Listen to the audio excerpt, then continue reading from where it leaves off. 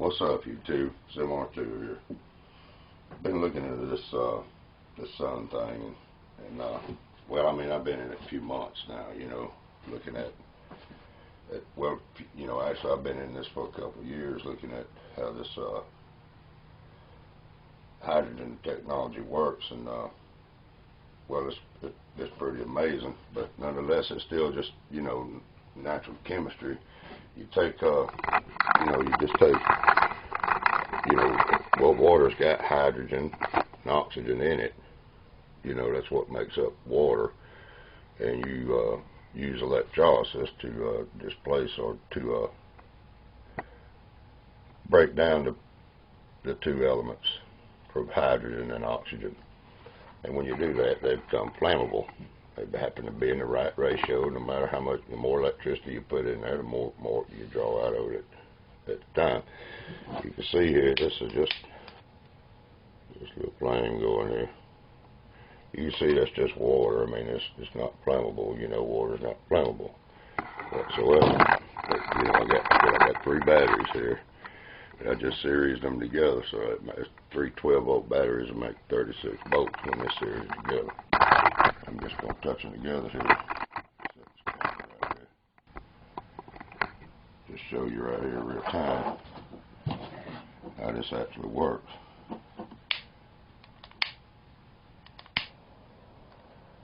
Right? You can see that's flammable, highly flammable gas. You see it burn right here.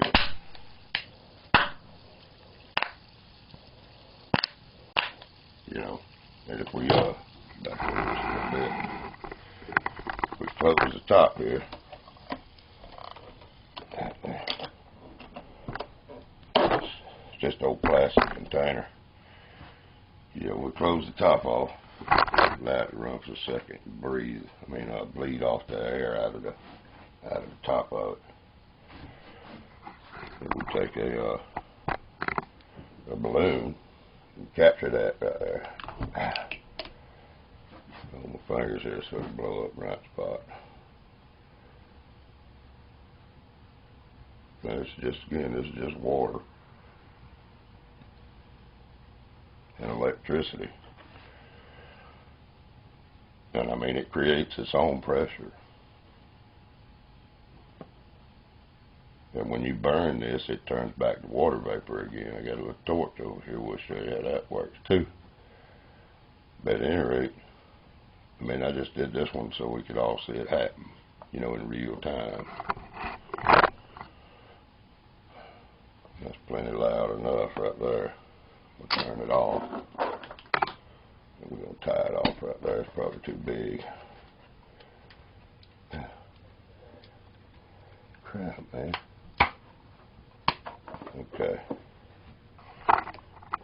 Yeah, as you see, I've done a few of these in front of this camera, and what I do is go in the house there and put this footage in there in my film editor, and you could slow it down and show 1 frame at a time and actually catch the explosion and see what happens as it happens. And what we'll do, I'll show you this one right here. I'll show you how we just made this one. It's going to be loud. Of course, you won't really tell as good on that camera as you will standing here, but at any rate, here we go. That's a lot of energy in that thing, you see. But we'll take that footage that we just watched right there and go inside. And I've been turning the light off and doing it, but we'll check that one right there when we go inside and look at all this footage that I got from doing these in the dark and whatnot. Another thing that happens too when you use this a lot, quite a bit after a couple of hours, I thought was peculiar. You get this algae looking, looks like pure algae. Like the red tide algae that shows up in the ocean there. Could be because of an excess of electricity passing through the ocean. See. At any rate, when you burn this, let's take a look at that. Turn back down. got a little torch here just made out of some tubing, and it's a welding tip, a MIG wire welding tip, and then you fill the inside of this with steel wool, so it's a backflash arrestor. It won't let the fuel burn back and blow up. And I just use these balloons, you know, because they create pressure, and they're pretty safe. If the balloon pops, it ain't hurt nobody, but the feelings ain't hurt nothing. You know, you don't want to hook this torch directly to one of these and then blow up the damn thing, because that's the problem with this technology. The oxygen and hydrogen are pre-mixed naturally in this, you know, in the cell. And the fact is, you can't store that, because all it takes is a spark. And as you know, the triangle of fire, you have to have three things: oxygen, fuel, and heat. At any rate, we'll watch this here, show you how.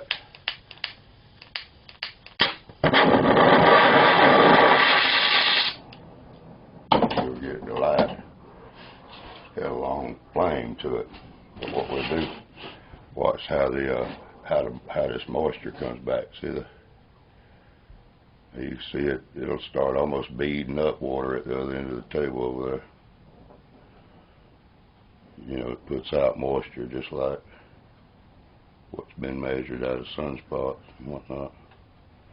As you burn hydrogen, it turns back to water vapor again as it produces heat.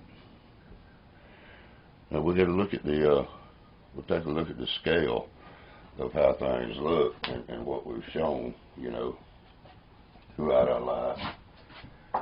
And you can, well, I mean, we can look at a nuclear weapon and see how large it is, and if you scale that up to the size of the sun, and then you look at the scale that the Earth is from the sun, it's quite obvious you can't be that close to something like that. Not even Earth could be that close to it. You'd have to be, according to the scale, you'd have to be billions of miles away from that, something that size doing that.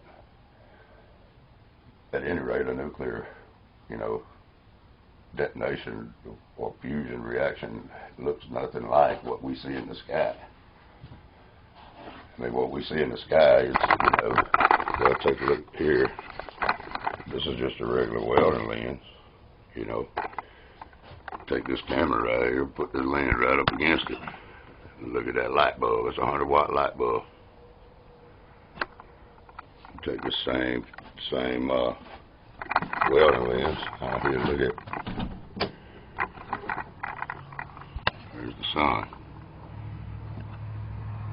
I wish I had some 200-watt light bulbs, because it'd be just about, wouldn't be much different. At any rate, you can see that